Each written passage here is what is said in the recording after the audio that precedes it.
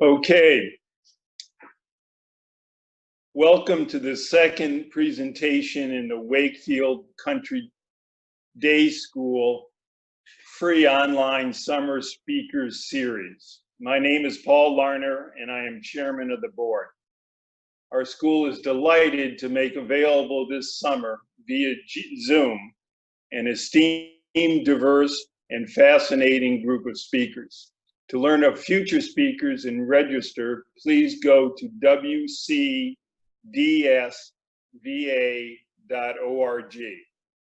Now for today's speaker and topic. Eldon Farm touches literally and figuratively many aspects of life in Rappahannock County. Beginning in the early 1960s, the patriarch of the Lane family, which operated a publishing company in Chicago, began to make land acquisitions, recognizing the beauty of our unique county facing the east slope of the Shenandoah National Park. Eldon grew to over 9,000 acres, and today is approximately 7,100 acres, contiguous or near contiguous in dimensions, including some of the most beautiful land in Rappahannock. It is one of the largest land holdings in the Mid-Atlantic, operating primarily as a cattle ranch with 800 head. John Genho has been farm manager since 2008 and lives at Eldon's headquarters in Woodville with his wife Lindy and 5 children. John has a distinguished background in agriculture and business, including a BS in animal science from Brigham Young University, an MS in animal breeding and genetics from Cornell University, and an MBA from Duke University. Today is an opportunity for all Rappahannockers to learn more about the Eldon Farm they are so frequently curious about and appreciative of. John? All right, well, thank you, Paul. Can you hear me okay? All right, great. All right, well, I'm going to share my screen here and see if we can make everything work out. So can you give me the head nod if you guys are seeing my screen? All right, great. You know, one of the things that's amazed me with COVID is how fast we've all learned to Zoom. You know, if we went back 6 months ago and said we were all going to figure this out, I think we would have all laughed. But we've learned it, and glad to see so many people participating today by Zoom. Appreciate the invitation to say a few things and the introduction by Paul. I'll start through the slides here, and but I wanted to make sure that if anybody has questions, feel free to speak up. You're not going to mess me up or derail the conversation if you if you have some questions. And so I'd welcome that. And at the end, we'll make sure we have some time for any discussion that anybody has. So this is where I grew up. This is Central Florida. I was a 6th generation Floridian, you know, and grew up on a cattle ranch, the part of Florida most people don't think about. And so that's sort of my background. Was ranching in Florida. This is one of the major risks we face in Florida with raising cattle is this great predator on our calves, and so it's a different set of risks we have in Florida than we deal with here in Rappahannock County. For the last 15 years, I've been pretty heavily involved with the King Ranch's genetics program. Been involved with the selection program that they have in place, and working extensively with them. So about 15 years ago, what I did is I moved here to Rappahannock County and began managing Eldon, but I also began a genetic consulting business where I was working with different clients, such as Deseret Ranches in Florida and King Ranch in Texas, and this grew to the point that last year I was on every continent in the world except for Antarctica, visiting with different beef operations. I think we covered 15 different countries or something last year, and worked with different beef operations throughout the world on their genetic selection programs and different things. This was one of the operations that I visited in central Russia, and these people had bought about 50 Hereford cows, and if you look around the outside of this picture, you'll notice there are no fences. The hay bales here in this picture, if you can see the hay bales over to the right, were actually built to create a pen. And every night, these guys on horseback would put these cows into the pen, close them in, and this little trailer was where those guys slept at. In the morning, they would let them out, and they would take the cows through the fields and graze them. And here they're bringing them down to water, and every 3 or 4 days, a different set of guys would come out and switch out with them. So this was a beef operation in central Russia that was operating in a completely different way than any of us here in Rappahannock County would operate. So, you know, I'm going to talk a little bit about Eldon Farms, but I wanted to let you know that my perspective is a bit wider than Eldon, and what I've tried to do is bring some of the ideas that I've seen throughout the U.S. and throughout the world home to here to Rappahannock County and put them into place. You know, one of the great things about Eldon is this grass and Rappahannock County in general is this grass we see in the foreground here, which is Kentucky 31 tall fescue. Most of it that's what it is, and it's a great it's a great asset to us to be able to graze this type of grass, and I'll talk a little bit about that.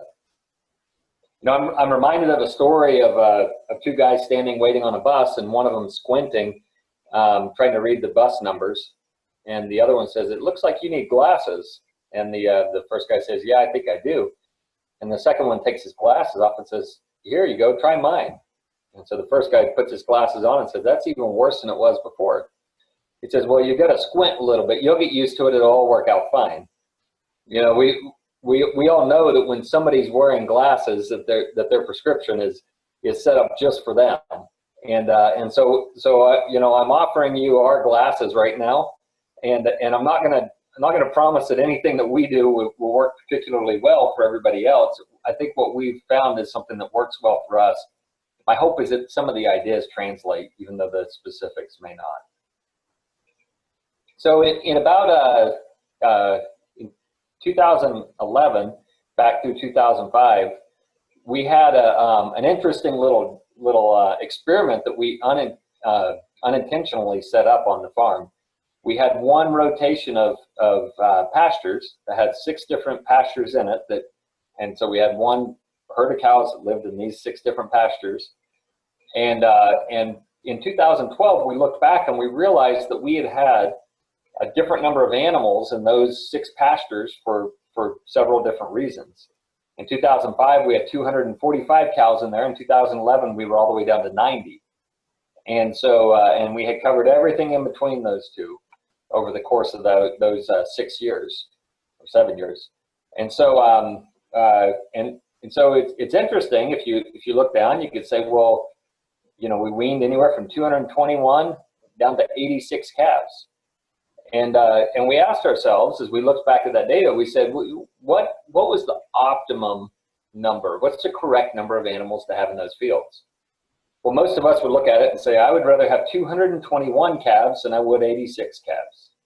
That seems pretty straightforward, doesn't it? And so most of us would say, well, I want more. More is better. Well, then we went back and we said, well, what did the calves weigh at 6 months old when we weaned them? Well, in 2005, they weighed 344 pounds. In 2011, they weighed 524 pounds. So this was a function of there's more grass for the cow. She gives more milk to the calf. There's more room to spread out. There's all of these things that having fewer animals in the field contributed to, to these increased weights. Well, if you ask most people, would you rather have bigger calves or smaller calves? They're going to say, I'd rather have bigger calves. And so they would rather be over here on this end with like we were in 2011. Well, you might get smart and say, hey, what if I multiply the number of calves weaned times the weaning weight of those animals, and let me see the total tons of calf weaned. Well, if you do that, you can see that you end up with this back over on the left, you should have more animals. You can wean more calves off of those fields, and more weight's good. We then may say, you know, really what I'm really after is value, not tons. And so here, you know, I plotted the value of those animals per calf. I will tell you, I always look at animals on a value per head. I never look at a price per pound, even though that's the way they're bought and sold. Because I think there's some, it's difficult for me to understand exactly what price per pound is. I understand what the number of the dollars per calf means. And so if I multiply this value per head out, you can see that I have the total amount of revenue that I got from that field, from those 6 different pastures over those years. Well, it's pretty easy to plot this. So I fit a line through that and I plotted it. And so down here on the bottom, I have the number of cows in the field, and this is the amount of revenue I got off the field. And most of us would look at that and say, I would rather have $115,000 than $50,000. That's pretty easy math. And so what I should do is I should have somewhere around 250 animals in that field. Well, that makes a lot of sense at first blush, but I have to tell all of you that I am a geneticist, and one of the things geneticists do is we deal with a lot of equations. And so I'm going to have one equation in this presentation, and that's the next one. And I think it's probably an equation that the most of you are familiar with, at least hopefully. Income is revenue minus expenses. That's pretty straightforward, isn't it? What I plotted so far was revenue. And so you can say, well, what about the expense side of things? So if I back up and I say, right here, my same field, my same years, same field, I can say, well, let's just apply a cost per cow to this example. And if I do that, I can say, well, 245 times $475 a head is 116,000, and it would be a whole lot cheaper to run these animals if I only had 90 of them. Now I start to arrive at something that's more meaningful. I start to arrive at income. And so if I look at this blue line, which is my revenue, I could see my expense curve going up through there. And now I start to arrive at this black line, which is the income. And what you see is that the optimum income, the optimum stocking rate for income, is somewhere about 125 to 130 cows. So, you know, it's nice if you can look back and set this little example up. The reality is that none of us ever really are in a position to do that. Usually we're just making gut decisions on how many animals we can fit in a field. But this is always true. The economic optimum of stocking rate is always less than the biological optimum. You should always have fewer animals in the field than you can actually fit in the field. If you want to make money. If you just want to have a bunch of cows, it's a different story. And when I drive around all of Virginia, not specifically Rappahannock County, and West Virginia and this area, what I see is fields that are stocked too heavily. One of the best ways to profitability is just to have fewer animals in the field. It's completely counterintuitive because we usually think in terms of this red line, or this blue line, I want more revenue. But when we start to think about actual profit, this is always true. Well, you might look at this and you might say, but John, you can't say every cow costs you the same amount. And so we set up this example and we said, well, let's split. Let's have a fixed cost and let's have a variable cost here to the number of animals. So if I just said it cost me $30,000 to have that pasture, whether there are 1 or 250 cows in it, I have to build a fence, I have to mow it, I have to do all of those things regardless of how many animals are there. Then I can apply some variable cost. If I do that, it changes those numbers slightly. And what it does is it shifts this curve over to the right a little bit, but you'll see that previous statement's still true. The economic optimum is still not in the two extremes. It moves about to 175 head in that field from down about 130. So there's a great story that I've heard about an MBA student who's driving out through the fields one day and driving through the countryside, and he comes to an orchard, and he sees a farmer that has a pig in his arms, and the farmer is walking along holding this pig up to these apple trees and letting the pig eat the apples off of the trees. And the business student stops and watches this, and he's confused, and he thinks, what in the world is going on? So after a few minutes, he decides, I've got to go talk to this guy. So he goes out in the field, and he stops this farmer, and he says, what in the world are you doing? And the farmer says, well, I'm feeding my pig. And he said, well, why are you doing it this way? He said, well, this is the way the pig likes to eat apples. And so the business student says, listen, I know all about efficiency and profitability. He said, why don't you take the pig and put him in a pen, you go into the field and pick the apples off the tree and put them in a bucket, and you can go dump them in the pen. And the farmer says, yeah, I guess I could do that. And he said, well, why would I do that? And he said, well, think about all the time that you'd save. And the farmer looks at him for a minute and says, yeah, that's true, but what would a pig do with more time? I think that's generally a farmer's mentality. The pig's time is valuable, but the farmer's time is meaningless. The farmer's time has no value. And most farmers, I think, operate that way. They don't pay themselves for any time that they put into anything. And usually they enjoy what they're doing, and so that sort of works out. But I think if you went to a farmer and you talked to you said, what's the value of your time? And they gave you a number, and then you went to their spouse or significant other, and you said, what's the value of that farmer's time? I think they'd give you a different number. You know, the amount of time that we put into things has a cost, no matter which way we look at it, even if we don't value it. So in that time, one of the ways we put time into cattle is in feeding hay. One of the things we did with this example is we looked back and we said, well, how many days of hay feeding did we have in those different years?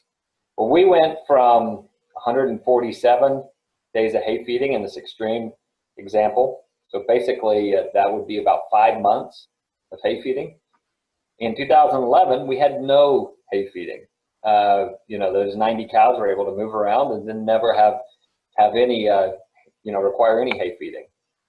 Well, if you said a ton of hay costs $120, you can do the math pretty easily and say, what's the hay cost? And you can come up with this exact same curve that we've had, and I can plot this for you, and you'll find that still this rule of the economic optimum being somewhere in the middle of the two extremes is still the case. You know, I talk to people who say, I want to be in this group over here, like 2011, where I never want to feed a bale of hay. And I talk to people who say, I feed hay for 4 or 5 months. It's just what I do. And I will tell you, from an economic perspective, both of those are wrong. Both of those are pushing you into these extremes. We should be somewhere in the middle, where we have some costs going in, but not the extreme costs that pushes up here to the upper right. So I just want to reinforce that idea.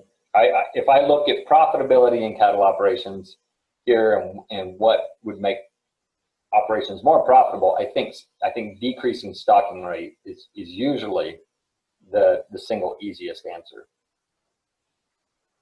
I want to talk for just a minute about hay and hay feeding.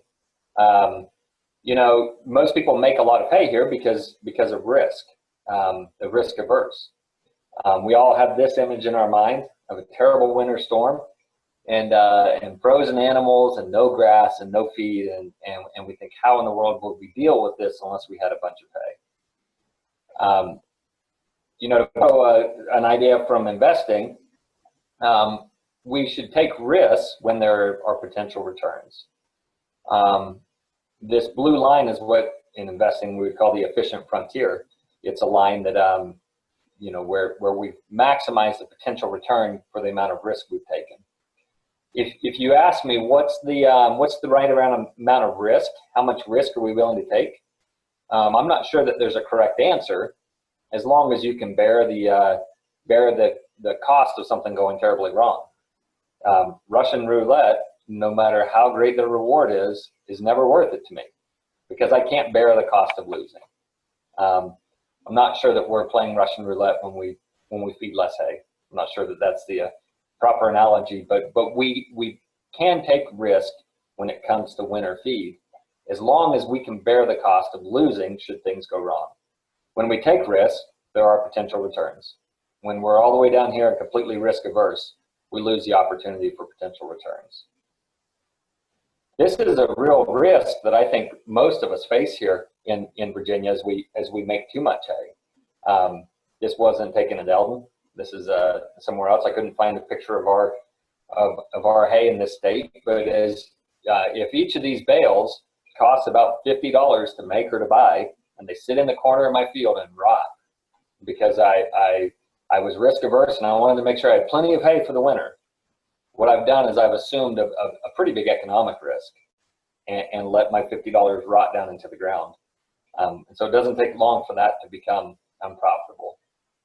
Luckily, here in Rappahannock County, we have Kentucky 31 fescue, and this is a blessing because of our ability to stockpile it and graze it over the winter.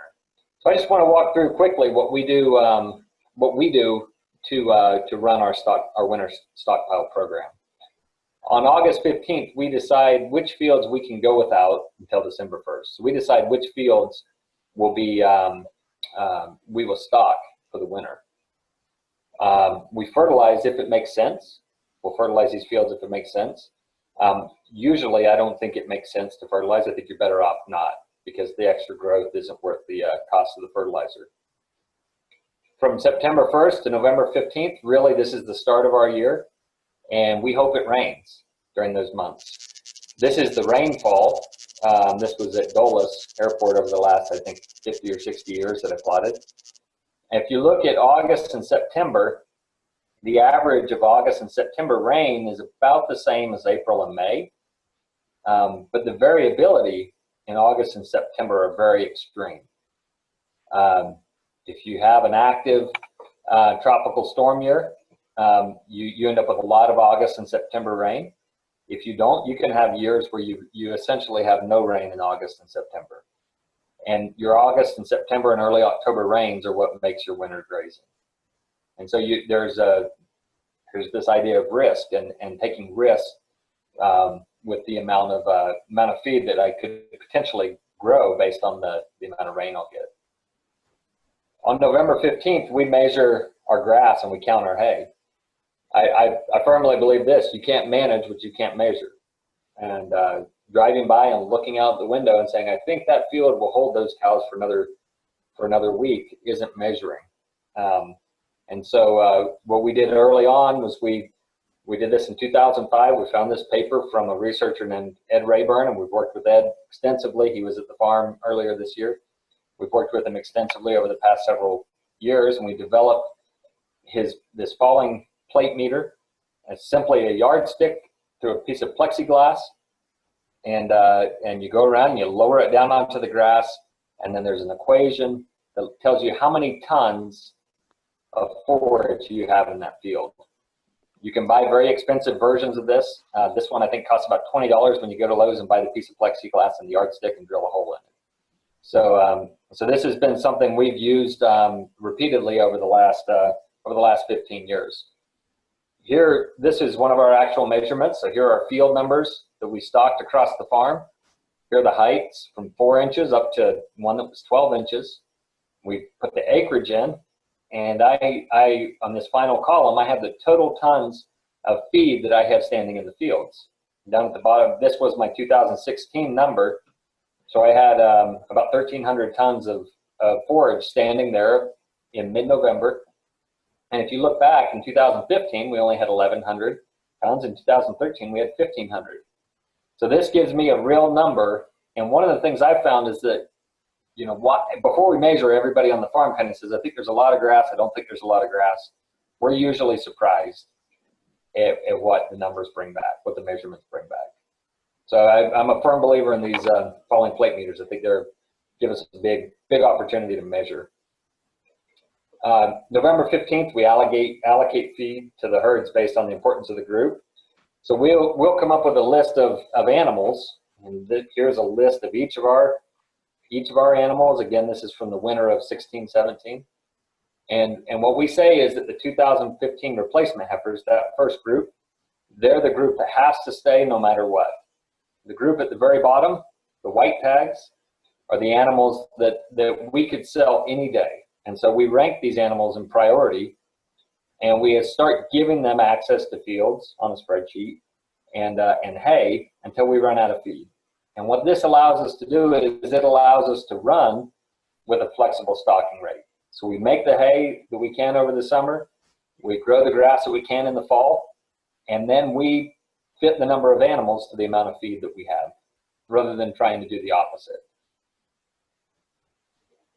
So this is one of the central ideas, I think, that makes us, that drives us towards profitability. It's managing for a certain number of acres, not a certain number of cows. I'll talk to people and they say, well, I would just want to have 150 cows, or I just want to have 30 cows. Well, that's the wrong way to look at it. You say, I have this many acres, I want as many cows as I possibly can to eat the grass and make me profitable. That's the idea. And so, so managing for acres, measuring the amount of grass you grow leads you to profitability. When you have a certain number of cows, you always end up with either too little or not enough feed, because there's just a lot of variability in the feed that you grow. So we went through this. We allocate feed to the herds. We always have a group ready to be sold. We always have an escape hatch.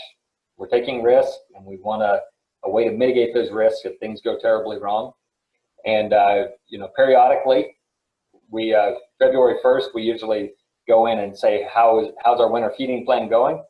A couple times over the last 15 years, in February 1st, we've said, I don't think we have enough feed to make it through the winter. And we've said, we're gonna take this group of animals and we're just gonna sell them. We don't care what the market is. We don't care what's going on. We took a risk. We lost this time, but that's okay. Or can we find some hay? Can we, find some feed outside? And so, so that's one of the things to do, I think, is always have a way out and measure and adjust as you need to. So that's the general idea of what we do. We measure feed for winter feed. We measure grass. We allocate it to the animals based on their importance, and we always have a group that's ready to be sold.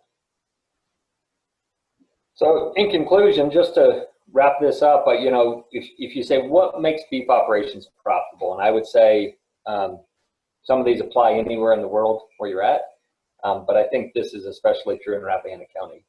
Number one, make decisions on profit, not biology. Don't say I never want to feed a bale of hay, and don't say I'm just going to have feed for 150 days. Both of those are the wrong decision.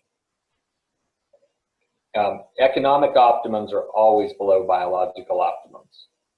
The biological maximum of 0 days of hay feeding, or the biological maximum of how the most numbers I can fit and the most cows I can fit in the field, or the highest weaning weights, those are always the wrong answers. No matter what scenario you paint, they're always the wrong answers. Manage for acreage, not number of cows. We have to build systems that allow flexible stocking rates. You can't control the weather. There's no point in trying. And when you just take the harvest that you're given, and then have the right number of cows for that harvest, that allows you to be more profitable. We usually look at risk as bad. Risk is good as long as there's a chance for return. And losing doesn't put me in a really bad spot. And finally, measurement. I think making grazing and feeding decisions based on measurements is critically important. And developing tools. These don't have to be expensive tools. Like I said, $25 at Lowe's is what I'm talking about as far as developing tools. So, but measuring is an important idea. And with that, I will take any questions. It's kind of sad. I'm talking about raising beef cattle, and I put a picture of sheep up, but it's a cuter picture, I think.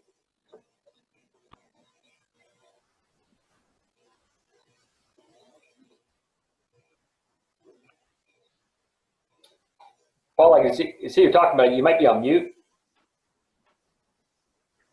John, that was really great. I really enjoyed that, and I think I noticed the mix of your two educations in genetics and animal husbandry on one hand, and the Duke School of Business on the other. So, wonderful presentation. Do we have any questions from the audience?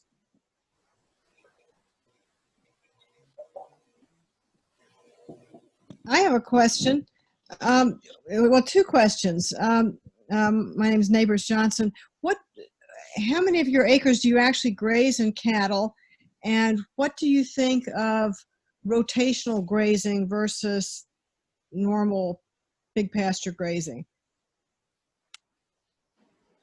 That's a good question. I appreciate the question. So, so we graze every single possible field we can. Every blade of grass, I think, is a potential for grazing. So we have about 3,200, 3,250 acres of open ground, and the rest would be in woods or fields that are so grown up we can't really graze them anymore, you know, that are given up 40 or 50 years ago. You know, I actually thought about the rotational grazing after I did this after I put the presentation together, and I realized I never said anything about it.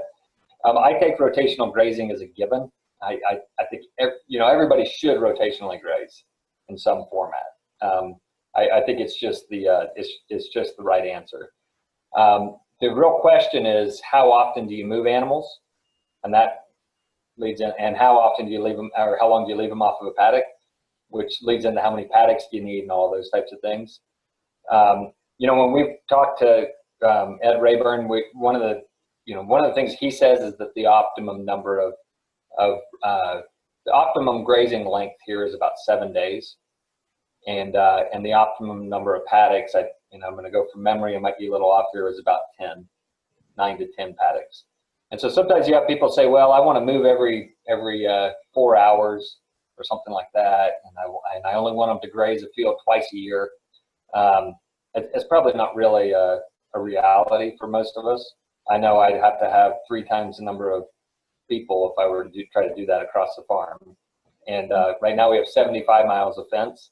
I would have to have about 300 miles of fence. And if you think about the cost of building 300 miles of fence, I don't know that that's worth it. So we're right now we're on our rotations have 5 to 6 paddocks each. We're trying to push up to 12 to 15 paddocks each with some cross fencing, and we want to get to the point where we're doing once a week rotations. I think that's the optimum. Thanks.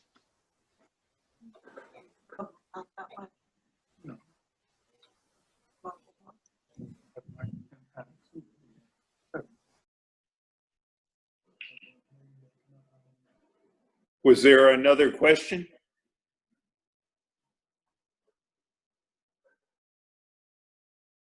John, I have a quick question for you. If you were to take the same 7,100 acres and assume that it were in Colorado or Wyoming, do you expect that the numbers or any of your conclusions would change? I think they would. I think they absolutely would. You know, the Lanes owned a ranch in New Mexico, the Bell Ranch in New Mexico, and we used to do our joint meetings between Eldon and Bell Ranch, and I would come in my with my ball cap, and they'd come in the big cowboy hats, you know, and I would put the slide up that showed the number of cows in Virginia and the number of cows in New Mexico, and I would tell them, you think that this is cattle country? It's not really. There are more cows in Virginia than New Mexico, more cows in Virginia than Colorado or Wyoming or Idaho, you know, so all the big western states, you know, and that's really a function of rainfall and what grass grows in which seasons.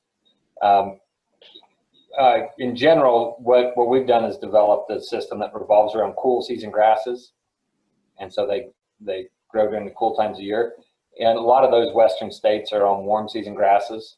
And so it's a completely different management strategy.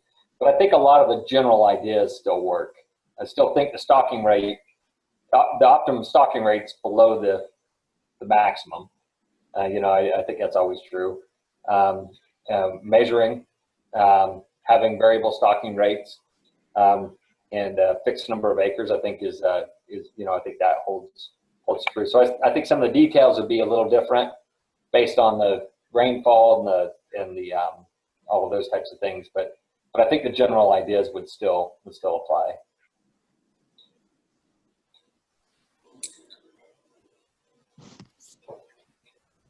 Any other questions you'll have? Yeah, I have one more, which is, do you take your animals out west for slaughter, or do you do that in Virginia? So we sell animals right now through just the commodity markets, and so most of our cattle are sold. 15 years ago, probably 2/3 of our animals were fed in Pennsylvania by the farmer feeder kind of guys in Pennsylvania. Now everything goes to the Midwest and the West, and so just the markets have changed. That's just the most efficient. There's I think a general rule with raising cattle. It's always cheaper to take cattle to feed than feed the cattle. And the amount of corn that's grown in the Midwest is just makes it so that's the cheapest way to finish them. We've looked over the years at developing trying to develop a local market and trying to sell locally. These sheep in this picture, that's what me and my kids do. We sell lamb and beef at a local orchard here, and but we have a few animals, and so we're able to do that. At Eldon, we're stuck between this thing of not being able to sell out of our freezer. We have too many to sell out of our freezer, but we don't have enough to really attract a big grocery store like Whole Foods or something like that to really be interested in any product we develop. So we haven't been able to figure out how to develop something locally. That doesn't mean we haven't looked at it or it's still looking at it, but right now everything goes to the Midwest.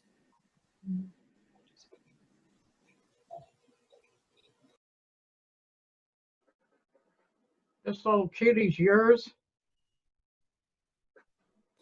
Yep, she's mine. She actually had her birthday 2 days ago. She turned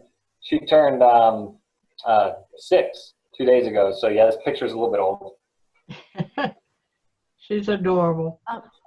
I have a question about the future of farming, of cattle ranching and farming in Rappahannock. I'm new here. I was away for 10 years, and a lot of that time I spent in Kenya, and I had a really good friend who raised the big cattle, big horn cattle up in Laikipia, and his main problem was the rain and the cattle rustlers. So we don't have the cattle rustlers here. But in a lot of, just driving around and around the Flint Hill area and things like that, you see these signs of, farm for sale and farms that work cattle ranches. And in the various articles that I've read over the past years in Rap News, it's about, is this a dying business because of land prices and other things? So how do you think that, and what can be done for the business to continue, aside from what you mentioned today? That's a good question. And I wish I had all the answers, but I'll let you know my thoughts. I think there are a few factors right now that you have to consider. The first is that if you look at the average age of cattle ranchers in the country, they would be, the average age would be in their probably mid-60s, I think. And so if you think about that over the next 10 to 15 years, and if you looked at the average age of people that own the farm, I think you're going to see maybe that age go up even a bit more. And so over the next 15 years, or 10 years, or maybe sooner, you're going to have a major transfer of property and operations. And I don't know how all of that's going to happen without completely, without completely having prices fall out. If everything goes on the market kind of at the same time.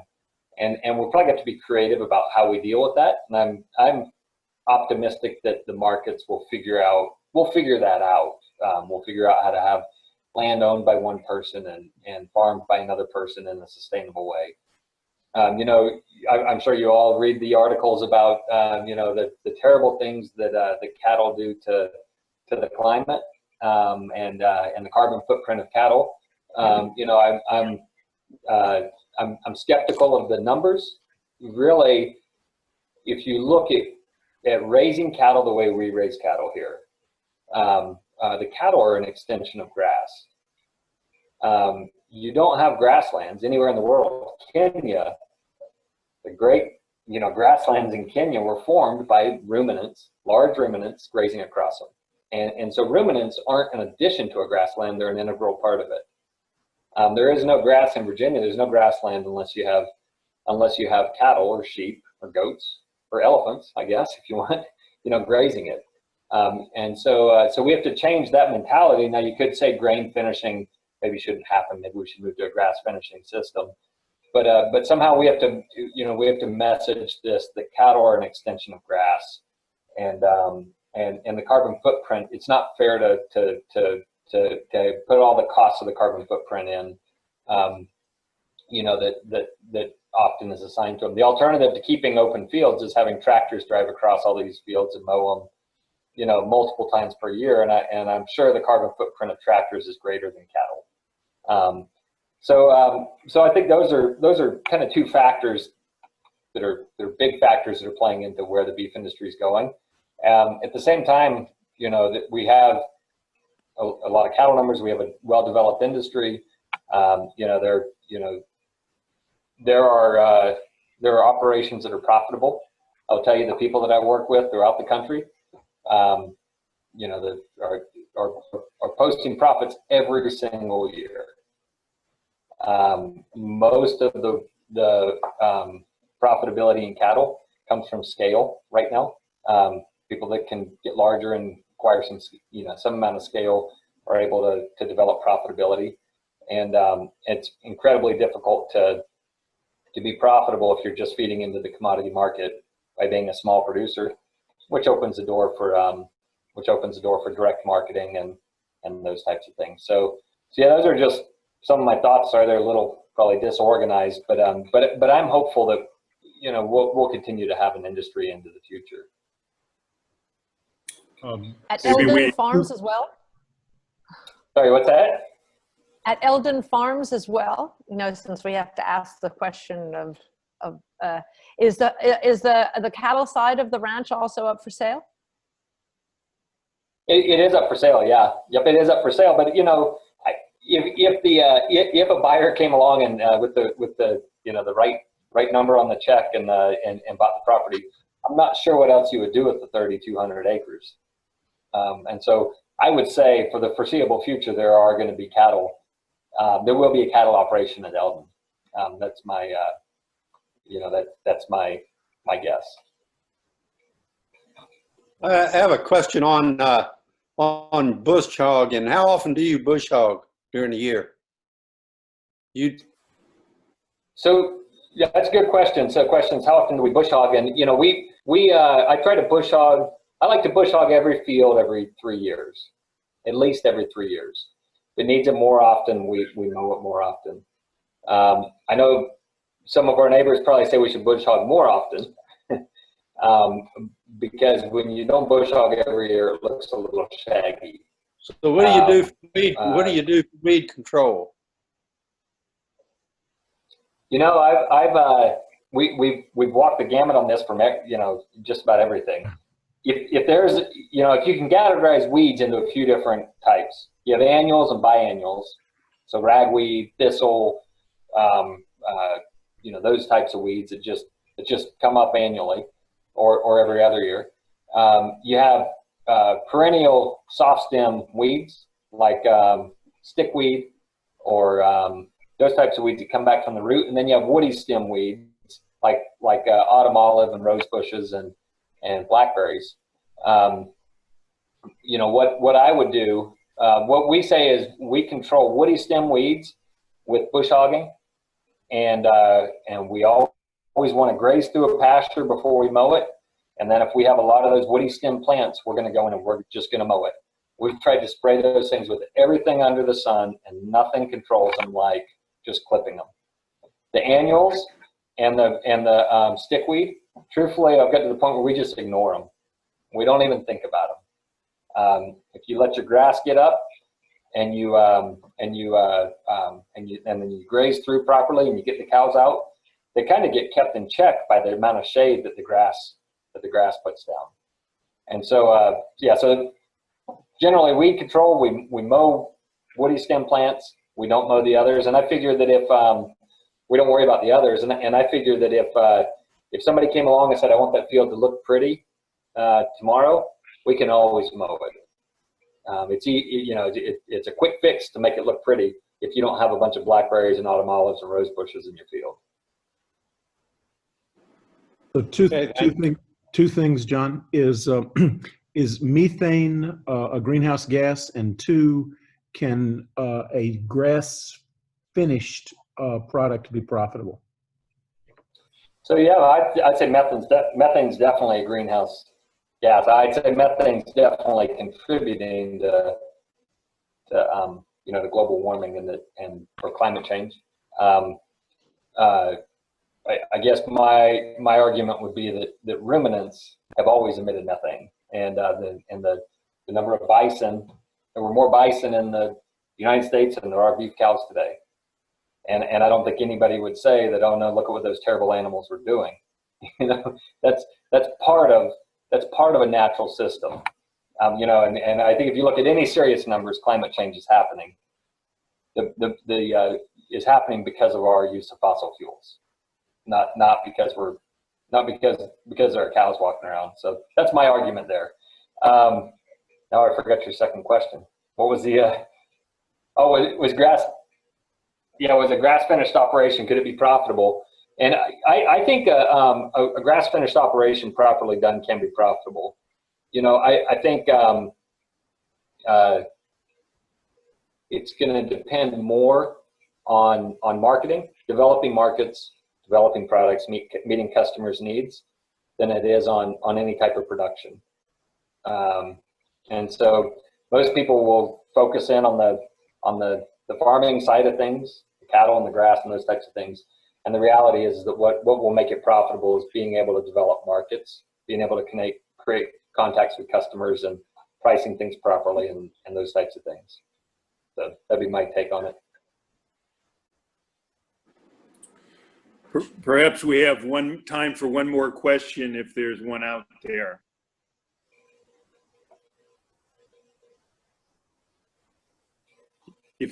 If not, then I'll take this opportunity to thank John again for a wonderfully informative and timely session. It was really great to hear all that information, and I'll also make a pitch for our next week's speaker, who's going to be John Kaiser, same time, same place. He's going to talk about a Algerian war hero, Abdel al-Qaeda, and why he's popular in Iowa, as well as talk about his own history from Moscow to Paris to Algeria. So John, thanks again. This is one of our most popular sessions, and I hope someday that we'll be able to get you back, because I think there's a lot of interest in your subject matter. All right, thank you. And thanks everyone for being here, and I'm not too far away if you have any other questions. So send me an email and call me. Thanks very much. Thank you.